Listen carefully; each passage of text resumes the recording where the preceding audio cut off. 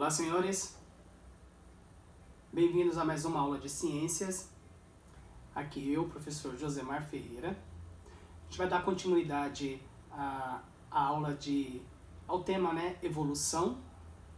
Hoje nós vamos falar de um cara, ele era inglês, naturalista. Ele desenvolveu uma teoria evolutiva que é a base da moderna teoria sintética, que é a teoria da seleção natural. Na aula de hoje, nós vamos falar sobre um cara muito importante para a evolução. Vamos falar de Charles Darwin.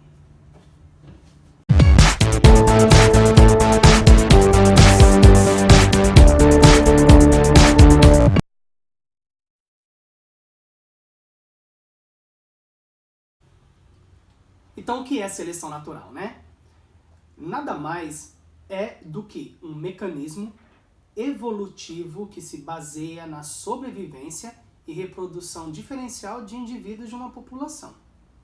Costuma-se dizer que a seleção natural seleciona o organismo mais apto a viver em um determinado ambiente. Essa teoria foi proposta justamente pelo Darwin, o Charles Darwin, e ela ficou bem conhecida logo depois que ele publicou uma das suas obras mais famosas, que chama A Origem das Espécies.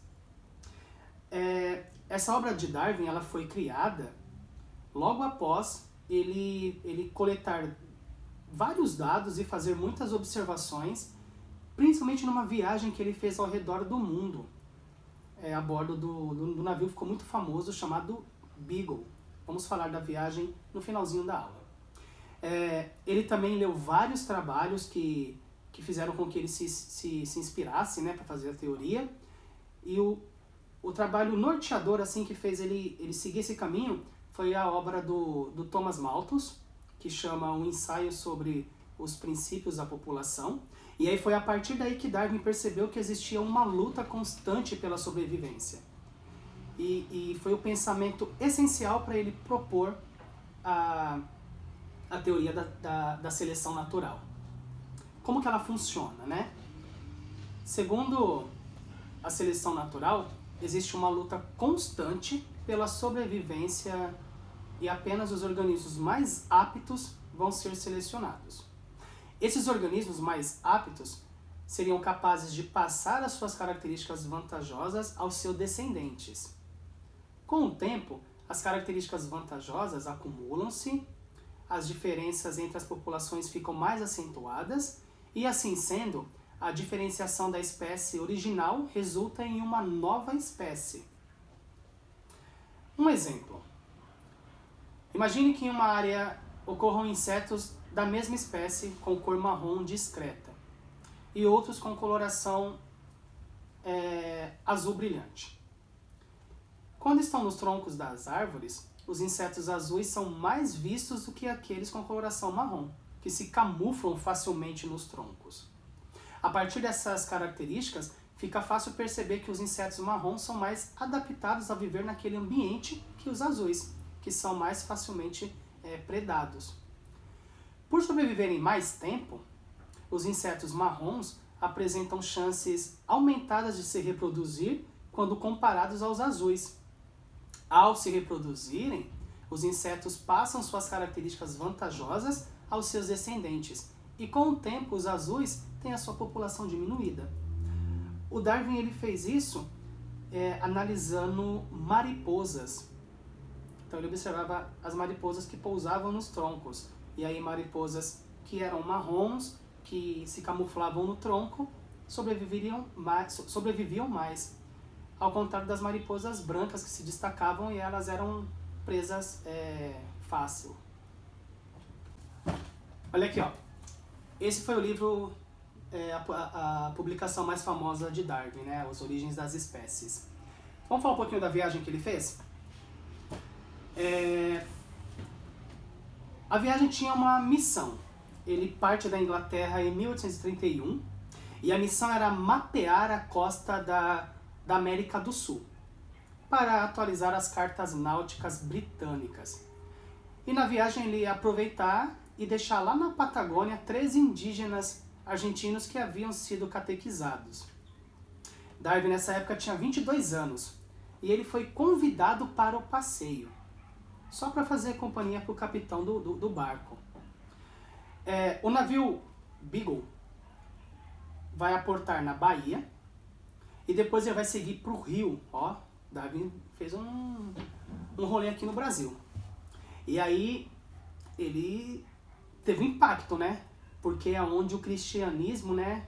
O criacionismo, na verdade, que é aquela crença religiosa que Deus criou todos os seres vivos, teve o primeiro baque. O que o Darwin fez aqui, né? Ele observou uma mosca injetar os seus ovos em uma lagarta viva, para que as larvas se alimentassem das entranhas.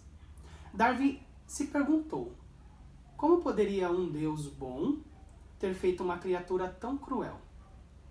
Outro choque para Darwin no Brasil foi presenciar o comércio de escravos, uma prática que já tinha sido abolida na Inglaterra desde 1808. Depois de uma passagem pelo Uruguai, o Beagle ancorou na Argentina, onde libertou os indígenas que haviam sido capturados anos antes. Lá, Darwin coletou fósseis de preguiças e tatus ancestrais e constatou que se tratavam de animais gigantes que mudaram muito até virarem os descendentes que nós temos hoje. O navio continua a sua viagem em direção ao sul, chegando na Patagônia, onde Darwin encontra outra pista da evolução das espécies. Existiam ali 2 tipos de emas na região.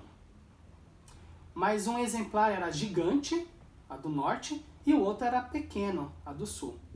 A semelhança entre os bichos sugeria que uma espécie originou a outra, ou que ambas tinham um ancestral comum.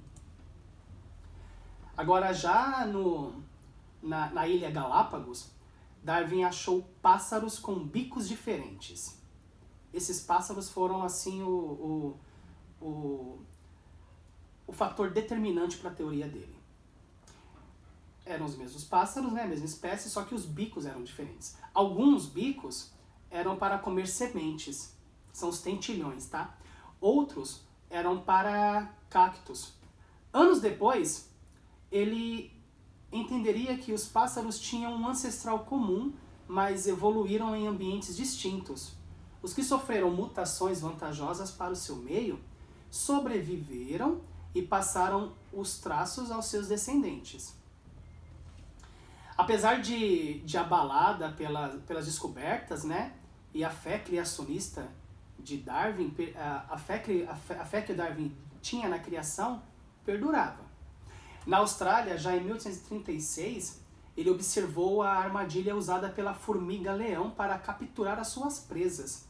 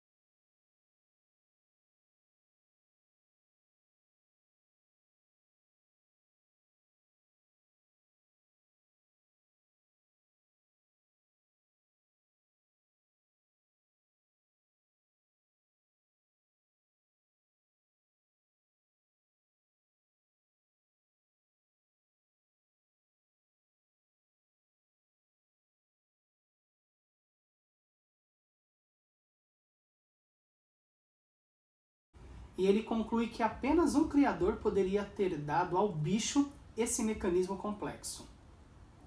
Também estranhou o ornitorrinco e o considerou fruto de um projeto especial de Deus. Então ele teve seus impasses aí com o criacionismo. E o navio continuou viajando ainda por mais 8 meses. Depois de deixar a Oceania, durante o trajeto, Darwin coletou e despachou ossos, carcaças, pedras e plantas para especialistas ingleses.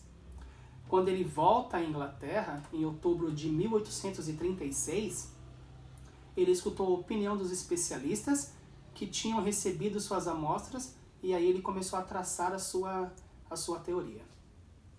Gostaram do Darwin, gente? Esse foi um pouquinho da história da evolução. A evolução do ponto de vista de Darwin, ela é muito mais ampla que isso, mas eu espero que vocês tenham entendido.